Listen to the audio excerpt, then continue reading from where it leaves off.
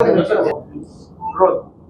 બધાને ખબર છે કે આવનારા દિવસોમાં મોન્સૂન આવશે, તો મોન્સૂનની તૈયારીને ભાગરૂપે વહીવટીતંત્ર દ્વારા તમામ ફિલ્ડ ઓફિસર્સને સૂચના આપવામાં આવી છે કે મોન્સૂન રિલેટેડ જેટલી પણ પ્રી મોન્સૂન કામગીરી જે છે અને એક વખત ફરીથી રિવિઝિટ કરી લે. આપણું જે ડિઝાસ્ટર કંટ્રોલ રૂમ જે છે, આ ડિઝાસ્ટર કંટ્રોલ રૂમ આપણું ચાલુ છે અને રાઉન્ડ ધ ક્લોક ચાલે છે.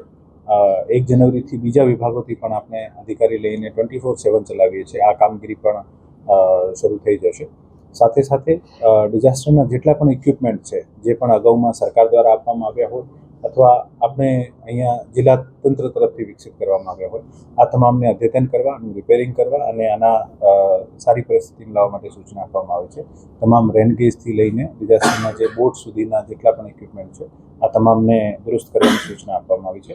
અને સાથે સાથે ફિલ્ડમાં તમામ જે પણ જોખમી બિલ્ડિંગ્સ જે છે અથવા જોખમી વૃક્ષો જે છે, આનું ધ્યાન રાખીને જંગલ કટિંગથી લઈને નોટિસ વગેરે આપવાના, ઇવેક્શન કરાવવાના, આ તમામ સૂચનાઓ જે છે આપવામાં આવી છે.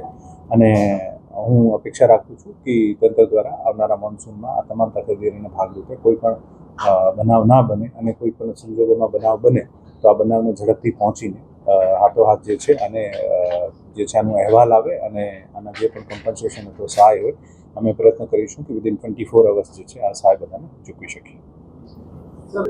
બિલ્ડિંગો જોખમી દરેક જગ્યાએ પોતપોતાની રીતે એક્સરસાઇઝ કરતી હોય છે. કોર્પોરેશન્સની પોતાની યાદીઓ છે, દરેક નગરપાલિકાની યાદીઓ છે અને જોખમી દર વર્ષે ચેન્જ થતી હોય છે. એક ડાયનામિક ફિગર હોય છે, જેથી એક આંકડો આપણી પાસે ચોક્કસ જે છે આ એવરીડે દુરુસ્ત થતો હોય છે. પણ સૂચના છે કે જેટલી પણ જોખમી બિલ્ડિંગ છે આ તમામને આપ આઈડેન્ટિફાઈ કરીને અને નોટિસ આપો. જોખમીમાં પણ ઘણા બધા પ્રકાર હોય છે. એક બિલ્ડિંગ જે ઇનહેબિટેબલ હોય, જ્યાં કોઈ રહી નહીં શકે, ત્યાંથી માણસોને બહાર લાવવાના, ખાલી કરાવવાના હોય, અને જ્યાં દુરુસ્ત થઈ શકે છે અથવા જ્યાં ઠીક થઈ શકે છે અને રિપેરિંગ માટે પણ આપણે ઇન્ટિમેશન કરતા હોઈએ છીએ.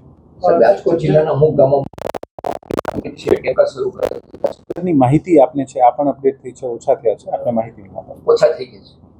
અત્યારે આ ડીઝલની પેટ્રોલ ડીઝલની